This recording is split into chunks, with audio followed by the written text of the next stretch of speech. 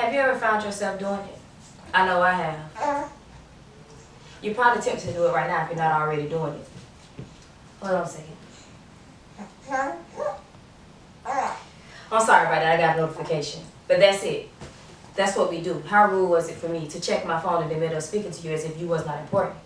And that's what we're going to talk about today, the way social media distracts us and it's affecting our communication and relationships. And maybe we can find a few steps to help us better ourselves.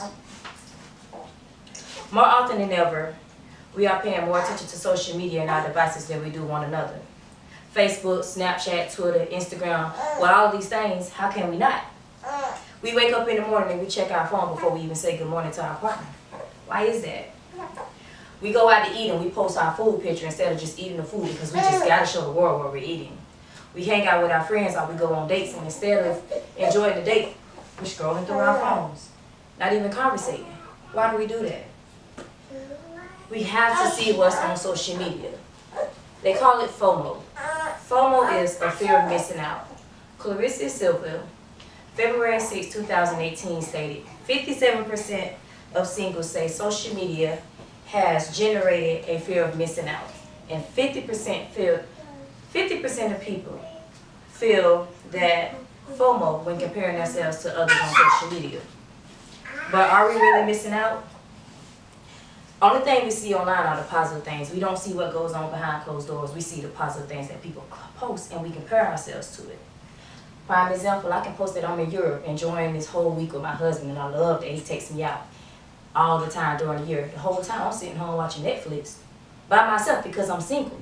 But that post is still going to make somebody feel some type of way. It's still going to make someone look at their husband and go, well, why don't you take me out? Why can't we go to Europe? It's still going to make somebody else feel like they're missing out because they're not in Europe. And that is what social media is doing to us. Clarissa also stated that 80% of people have reported that it's easier to deceive people on social media than it is in real life. Which goes back to my example. I said I'm in Europe, but really, I'm at home. Stacey Hanks, September 13, 2018, 74% of millennials prefer to conversate digitally rather than in face-to-face. Maria Penelon says social media has been accredited with putting us in control of every piece of information that we receive and endure, expanding our mind, but shrinking our world. And what does that mean? It basically means that we're more dependent on the social media than we are into face-to-face interactions, which usually leads to misunderstanding, grammatical problems, misinformation. And what do I mean by that? We use a lot of jargon when we're on social media, abbreviations, slang words. And if we're having a conversation face-to-face and I'm using TBR and nobody knows what I mean, it's going to affect my communication with that purpose. On social media, we know that means to be real. But if I'm talking to someone who doesn't use the internet, they won't understand. Misinformation. We see things and we end up arguing about it, whether it's political, whether it's about your friend or someone's death. It's not always true, but we're seeing it on social media, so we take it in and we're believing it. Misunderstandings. Though you do not have emotion through text messages or messenger, it's still causing conflict because somebody texts you and the word was capitalized, so you felt like they were yelling. Or the explanation point, you was unsure if it meant that they're excited or that they were demanding you to do something. So now you have a confrontation back and forth. It's creating insecurities within relationships. People see other people posting their soulmate and they're like, oh, well, why don't you post me? Are you trying to hide me from somebody? Or you got other people you're talking to? Like, why won't you post me? Because they see other people posting other people. And now you have insecurities within your relationship. Friendships are dying. If we go on a camping trip, you want to take a picture of the fire. You want to take a picture of the tent. You got to take a selfie of us over here by the tree. But you're not enjoying yourself and your friend that's on that camping trip. Kids are getting in trouble because of these challenges. They had the fire challenge where the boy caught on fire in the shower. They had the challenge where they was eating the pods. They had the challenge where the kids were holding their breath, because this is being posted on social media and people are following it as if it's a trend, because if you don't do it, that FOMO comes back in and you feel like you're missing out on something. But you're not really missing out on anything. People seek validation through social media because they get attention immediately, the attention that you don't get in person. When you post something on social media, you start to get likes, you start to get shares, you start to comment, it comes instantly. And you start to want that in person, but you don't get that in person. So you run to social media for it. So what can we do about it? One, put your phone down. Close the laptop. Put the tablet and the iPad away. I know it's easier said than done, but at least once or twice a week, just have a day where you just don't get on social media. Engage in conversation with your significant other and just enjoy each other's company.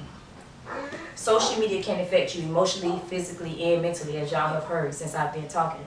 So let's make sure that's a positive effect and not negative.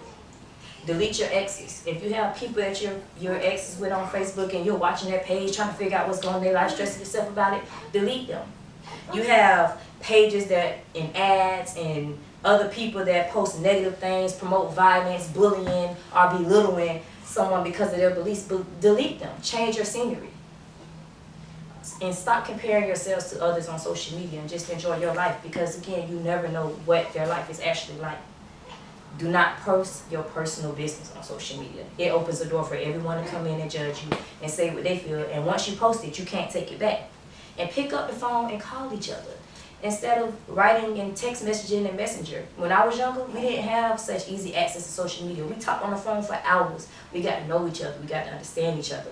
Now these days, it's just text, talk, messenger, bing, bing, bing, and you don't even get to know a person. Back in the day, we took time to meet up with each other, even if it was at the park or the landing or just, like I said, talking on the phone for hours. So I gave you a few examples of how social media affects you, and I also gave you a few steps that you can take to help prevent you from allowing it to affect your communication skills and your relationship. So you are in control, you steer the wheel, and you have the ability to put the phone down and talk to your partner. One second. I'm just kidding. I control my device. My device doesn't control me. And you should tell yourself that every day. Thank you.